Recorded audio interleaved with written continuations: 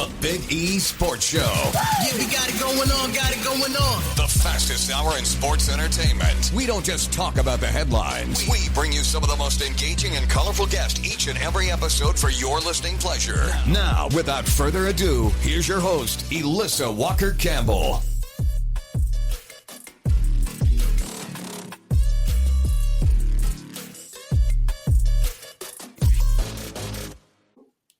Hey, Elissa Walker-Campbell. Welcome back to the Big E Sports Show, the 2025 edition of the Masters in underway. And today we are joined by a very special guest, acclaimed author and sports journalist, Michael Arkush. Michael has written extensively on some of the most iconic figures and moments in sports history, and he's here with us during Masters Week to share his perspective on Augusta National, this year's tournament, and to highlight his brand new book that offers a powerful look at the heart of the game.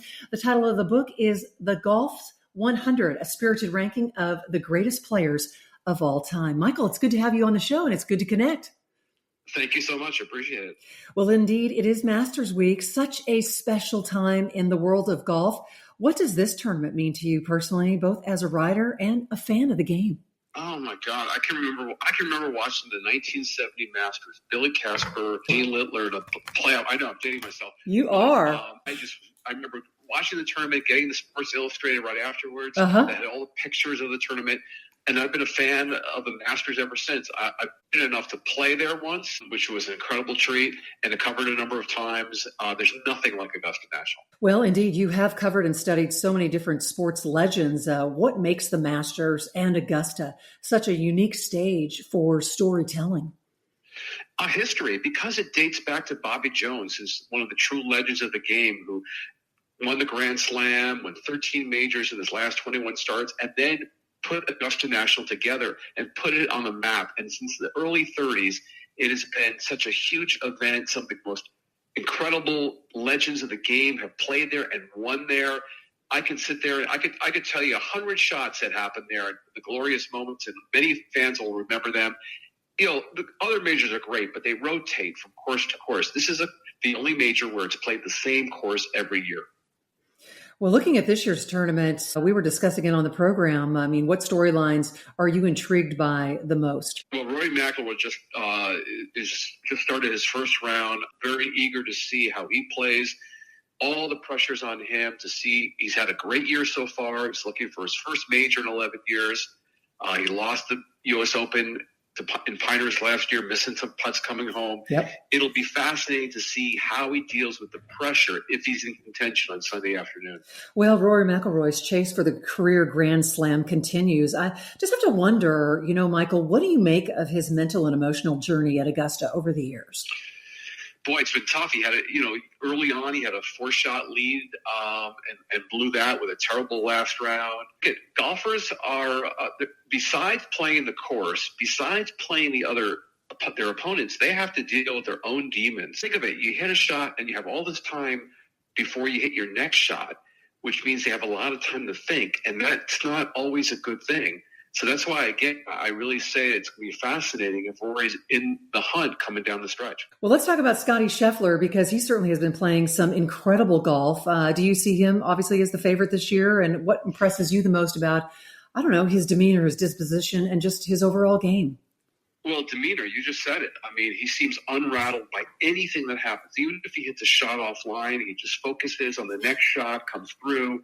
Seems so smooth right now. I'm near, if not at the top of his game. I expect him to be right there. I mean, this would be 3 majors in 4 years, and he's still in his 20s. Look how much more he is likely to accomplish. Yeah. Michael Arkush is our very special guest on the Big E Sports Show. The title of his new book is The Golf 100, a spirited ranking of the greatest players of all time. I promise we're going to talk about that and take a deep dive here in just a moment. But from a writer's standpoint, I mean, what is your favorite Masters moment of all time? One that perfectly captures the drama and the tradition of Augusta. I would say the final round of the 1986 Masters, when Nicklaus, at the age of 46, rallied back and had the great eagle at 15, the birdies at 16 and 17 to win his 6th green jacket and 20th major championship, not 18-20. We can talk about that later. That's probably the highlight of any Masters of the recent years. You can go back to 35 when Gene Sarazen had the double eagle. That was a great shot. But Nicklaus is the moment that I think is in golf fans my age, around my generation, that's the one that stands out.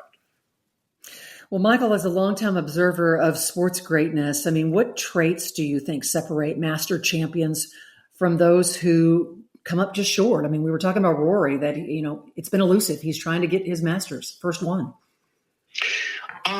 Patience, acceptance, realizing that, in the Masters, there are these screens with very small targets. And if you don't hit it on the right side, you're going to wind up with a long putt, or you may be even off the green.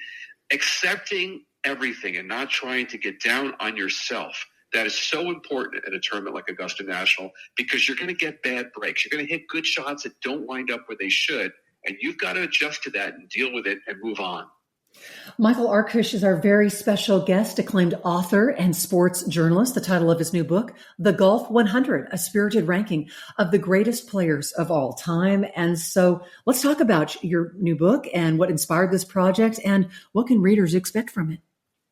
Well, I think they can expect to read about the greats of the past that they may not be familiar with. Everyone thinks, or a lot of people think, that golf basically started with Arnold Palmer, or maybe even Tiger Woods. Mm-hmm. But there were so many exceptional players way before then. I'm going all the way back to the 19th century. And because of their greatness, because of their commitment to this sport, that's what allowed it to grow to be what it is today. Now, these guys didn't make a lot of money back then. They didn't make a lot of headlines. But they kept working at it to get their games of the sport to where it is today. How did your passion for storytelling shape the way you approach this particular book? I've had the passion for storytelling since I was in sixth grade. I used to sit in class, and I'd have a textbook there, and in between the textbook, underneath it, I'd have a notebook, and I'd be taking notes. I'd be writing stories, not taking notes of what was going on in class, actually coming up with these whole fictional characters. Now, the teacher didn't know about it, I don't think. But I've been in love with storytelling forever. Yeah, you pinpointed your passion at a young age, sixth grade. Wow. So without giving away too much, Michael, is there one story or a chapter in the book that really resonated with you? Maybe one that, gives you goosebumps when you were writing about it?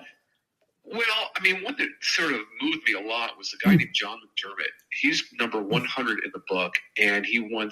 He's a two-time U.S. Open champion, still to this day the youngest Open champion ever, age of 19.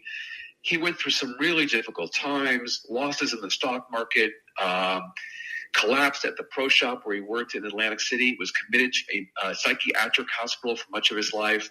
Really, really sad story, although there's an interesting sort of ending to it. In 1971, he was at the U.S. Open in Marion in Pennsylvania, and he's being escorted out of the clubhouse. He's got the pro shop, the pro there didn't know who he was. But as this was happening, Arnold Palmer walked in, knew who McDermott was, and he was Arnold Palmer's guest the rest of the week. Wow, that is impressive. Are there photographs in the book as well? There are no photos. We decided not to do that.